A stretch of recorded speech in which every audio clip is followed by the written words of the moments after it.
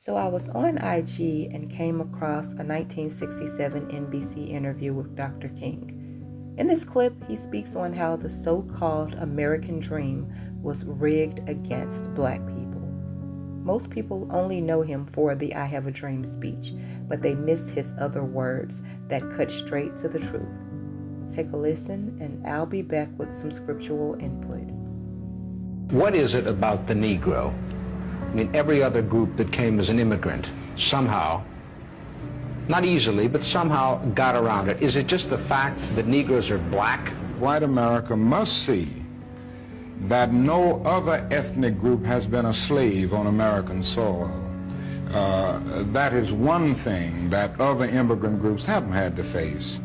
The other thing is that the color became a stigma. American society made the Negro's color a stigma. America freed the slaves in 1863 through the Emancipation Proclamation of Abraham Lincoln, but gave the slaves no land or nothing in reality, and as a matter of fact, to get started on. At the same time, America was giving away millions of acres of land in the West and the Midwest, which meant that there was a willingness to give the white peasants from Europe an economic base.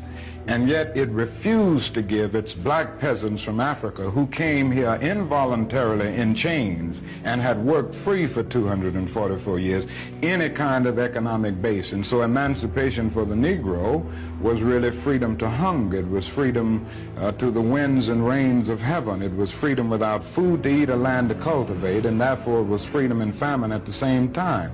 And when white Americans tell the Negro to lift himself by his own bootstraps, they don't look over the legacy of slavery and segregation. I believe we ought to do all we can and seek to lift ourselves by our own bootstraps, but it's a cruel jest to say to a bootless man that he ought to lift himself by his own bootstraps. And many Negroes, by the thousands and millions, have been left bootless as a result of all of these years of oppression and as a result of a society that deliberately made his color a stigma and something worthless and degrading.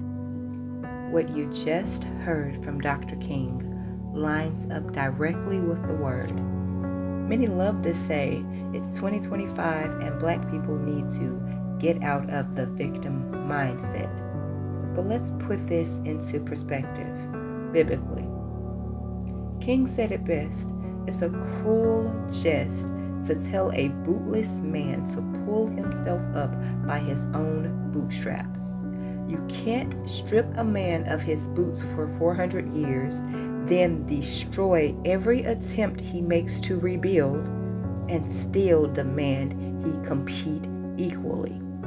That's what the Bible calls a false balance. And Proverbs 11:1 says it's an abomination to the Most High. When Israel came out of Egypt, they didn't just get freedom. Exodus 12:35-36 says they left with silver, gold, and clothing, reparations. Because real deliverance requires restoration. America gave us freedom to hunger, no land, no wealth, and no boots. On top of centuries of slavery, we had to endure Jim Crow, redlining, and systemic denial of wealth. The very people who built this country for free were abandoned by it. Meanwhile, European immigrants were handed land in the West, free education, and loans to prosper. But Deuteronomy 15:7-8 commands us to open our hands wide to the poor, not shut them out. On top of that, they made blackness a stigma. Think about it. Black sheep, blackballed, blacklisted. Yet Isaiah 5:20 says, "Woe unto them that call evil good and good evil, that put darkness for light and light for darkness. They even portray whiteness as purity, when Scripture itself shows leprosy or turning white was a curse and a punishment," in Numbers 12:10. And here's the hypocrisy. Wealthy white landowners are subsidized, paid not to farm, while telling black people to work harder. James 5:4 says, "The cries of the laborers whose wages were kept back by fraud have reached the ears of the Lord." This is not a victim mindset. This is scripture exposing the system. Yah is a God of justice, and he never overlooks oppression. The Most High does not erase injustice just because time has passed. So he doesn't care how long ago you say it happened. He requires restitution. Exodus 22:3-4. He requires equity. Proverbs 29:14. And he promises in Isaiah 14:1-2, Israel will be restored, and those who oppress them will be brought low. And so don't get it twisted.